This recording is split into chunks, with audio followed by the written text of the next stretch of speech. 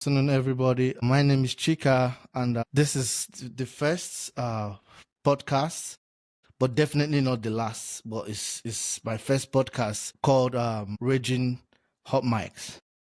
So this podcast is exclusively for my home country, Nigeria. So we're going to discuss about economic situations or events, social, human rights abuse, call it whatever that we feel are important and vital. So first of all, I want to say a big thank you to democracy because unlike so many people, I feel democracy is vital. I'm a big believer of democracy. Yeah, does it make something slower? Yeah, because everything that has an advantage or has a pro has cons. If you look at some countries who have developed sharply or fastly, some of them were not democratic. You look at a country like Singapore, look at a country like maybe South Korea, look at a country maybe like China, because sometimes without democracy, there's no bureaucracy. You're lucky if you have a man that has a vision, a man that knows what he wants. So he could be ramp it up. So he could be very, very fast. But the problem with that is he might have good intentions, but he might implement it in a very bad way. And then also, he could be taken advantage by a very bad person. That leader might be dead, that leader might die, that leader might be overthrown, and you have a very terrible person. We've seen it in many African countries over time. So the reason why I say democracy is right now, Nigeria is experiencing lots of extremely, it's not something proud to be associated with as regards democratic processes, but it's still a lot better than the military rule. I beg to differ. I don't care what you tell me. I'll prefer democracy over and over and over again to military, because at least you can air your opinion. At least you could say this, although they can find ways and make it, but it gives them a lot of work in order to find what you are saying. As not Nnamdi Kanu right now is in jail because of maybe what they feel he said, which to me doesn't make sense. For that's a topic for another day. But in elementary, we would have been way worse. So we might not be there right now, but I think we'll definitely get there. Yeah, we just have to keep trying, and then to me, it's going to get better. Maybe not in my lifetime, which I don't pray for. I pray it gets better.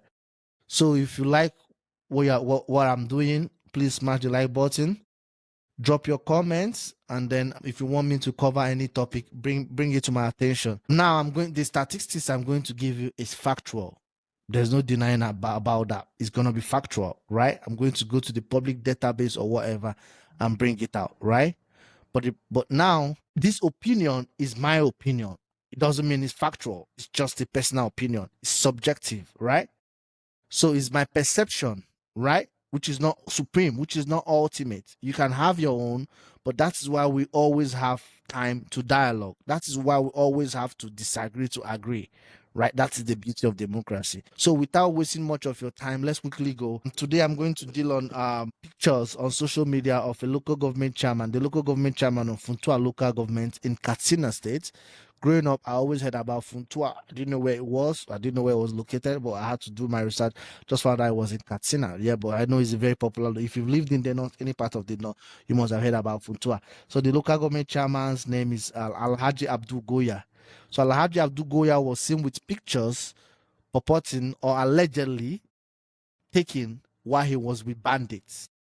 Now, I always like more context. So for more context, I want to make it break the ice. So he claims he visited the bandits for peace talks. The peace talks was to foster mutual understanding, rebuilding trust, reinforcing dialogue between Hausa communities and armed Fulani groups, rebuilding trusts with terrorists. Forget about armed, whatever you call it. Community rebuilding trusts with terrorists. How does it sound? It sounds nice, right? Sounds politically correct. Terrorists rebuilding trusts with communities while still armed, right? You are still armed, you are still hurting the community, but you are rebuilding trust, right? Okay, sounds good. According to Sahara Reporters, it is alleged that 2 community leaders and several residents were abducted by 10 p.m. on Thursday last week, when bandits attacked Dorowa near Goya in Bakori local government. Bakori shares border with Funtua local government, right? Yeah. So 2 brothers were killed. Brothers lost their lives. Alhaji Bashir and Alhaji Surajo. They were killed despite existing peace agreement. Remember when they said they are rebuilding trusts, right? The chairman went there to rebuild trusts. So now, how do you rebuild trust? There was a peace agreement between the community and the bandits. So the bandits came back, abducted individuals, over 40, killed 2 of them, despite a peace agreement. So there's a ceasefire between armed groups, terrorists, and a community. Now, why? And I'm enforcing armed because in Nigeria, it's not like America. In America, you have the right to bear arms. It might be bad. It is. Some people don't like it, right? Yeah. Not really, but I feel also sometimes when it comes to burglary, right? You might not have reduced it, but when you realize if you want to rob someone, that person has arms, right? You have to think twice, especially in residential areas. It's not common in apartments or projects, but it's very common in residential areas, right? If you try getting into the person's house, they're gonna shoot you, right? Shoot your ass, right? So you realize that, and there's less burglary, right? Okay. But at least some people have taken it too far. In some red states down south, there's what is called stand your ground, right? That means you don't have to run. There's a difference between stand your ground and also self-defense. Self-defense, you don't have an option, you have to kill, right? You have to protect yourself. But if you have an option, you cannot kill. So when you go to court, you have to debate it. I didn't have a choice, I had to kill. In stand your ground, there's nothing like choice. You just have to kill, even if the person is running. Let me not deviate a lot, but I'm just telling you that at least individuals and armed. Also, you have what is called open carry. In some blue states is not allowed. You have what is called open carry. You have what is called where you can't carry arms in public. In Michigan, I was surprised you have open carry. In some states you don't have it. So now here there's nothing like open carry or whatever. Individuals don't have the right to bear arms, right? They don't have the right. But these terrorists have the right to bear arms. So they don't have the right to bear arms, but these individuals have arms. So they are rebuilding the trust while still with guns with the community. How crazy does it sound? You have guns, which you don't have the right. The community doesn't have guns. The community has the police, no police to defend them, but you have guns and you claim you are rebuilding trust. Okay, let's go ahead. It's alleged that according to Sahara Reporters that the bandits came with bikes, parked in the bush, operated for hours, looting and abducting people. At least according to Sahara Reporter, allegedly more than 40 people were abducted. That's what it says. Okay. And Sahara reporters allege that these attackers were loyalists of Idi Abasu Aiki and Kwashen Garwa.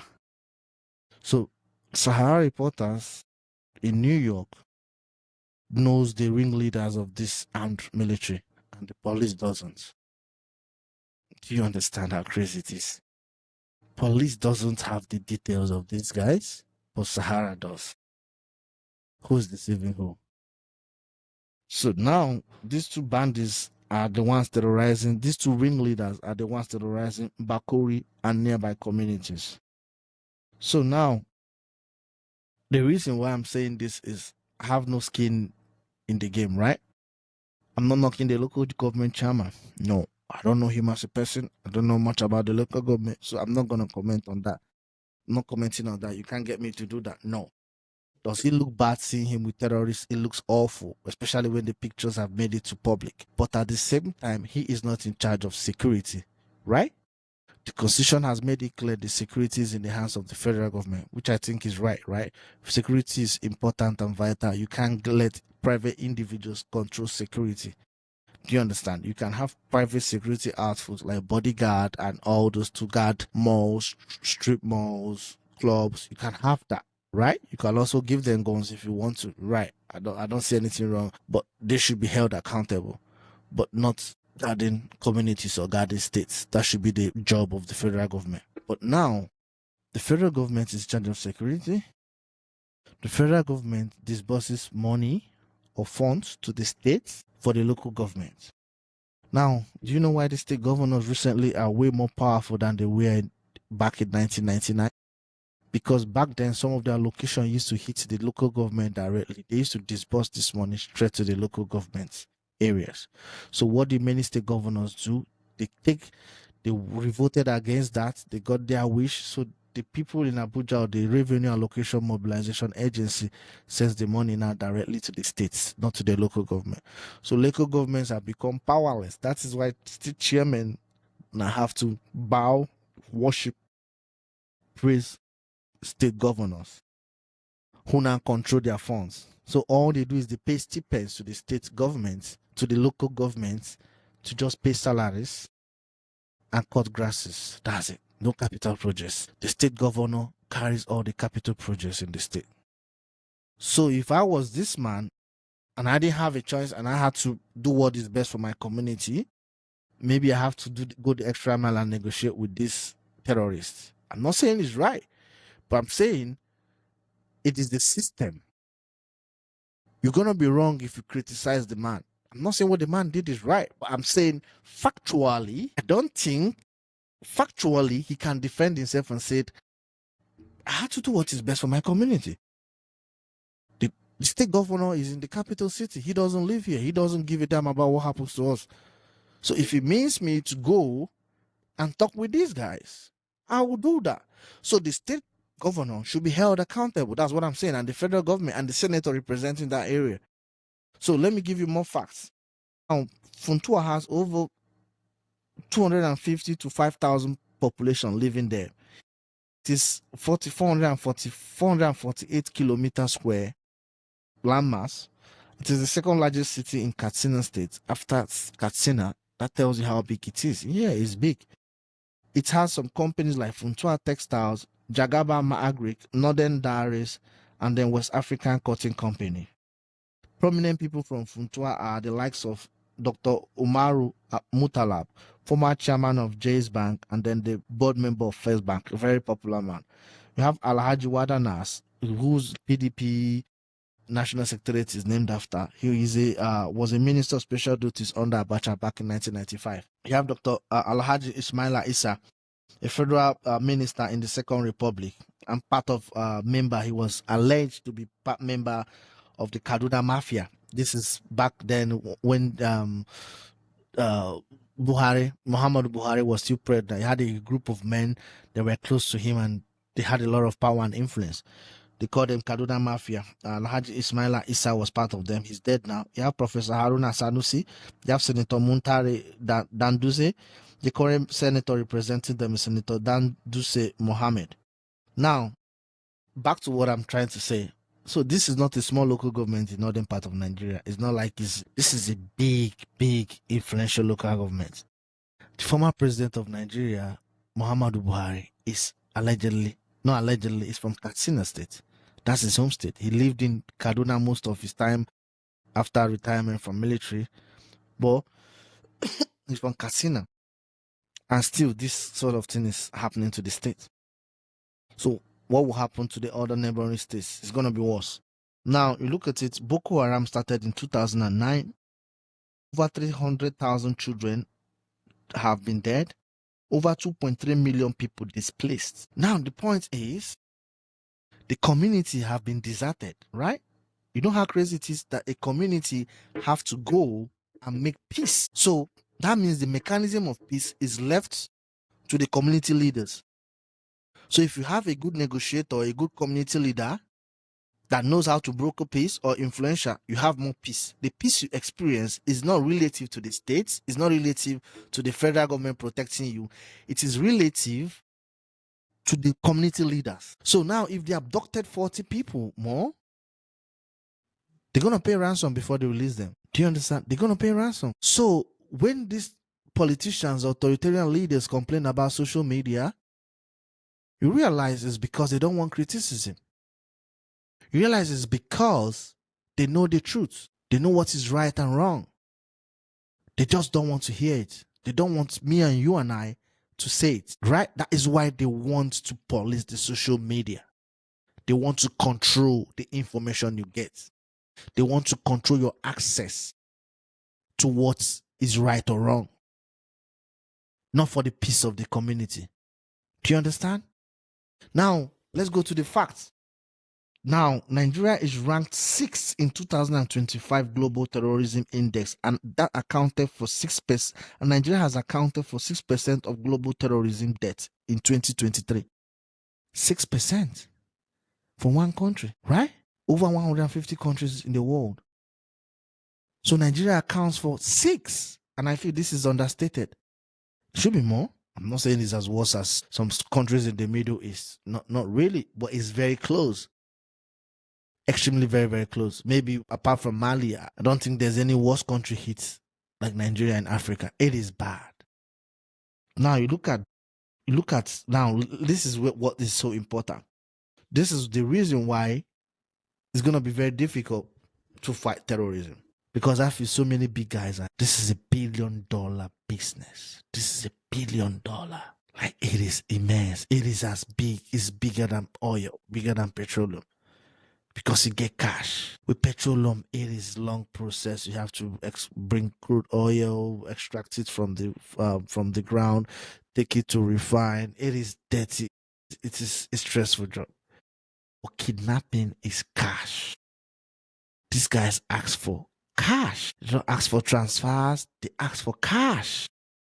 The banks pay the cash, give you the cash, you drop it to where they want you to drop it, and they move. They buy more gadgets with those cash. They do whatever. So it is cash. You look at security vote. They call it security vote. That is allocation for security in the state.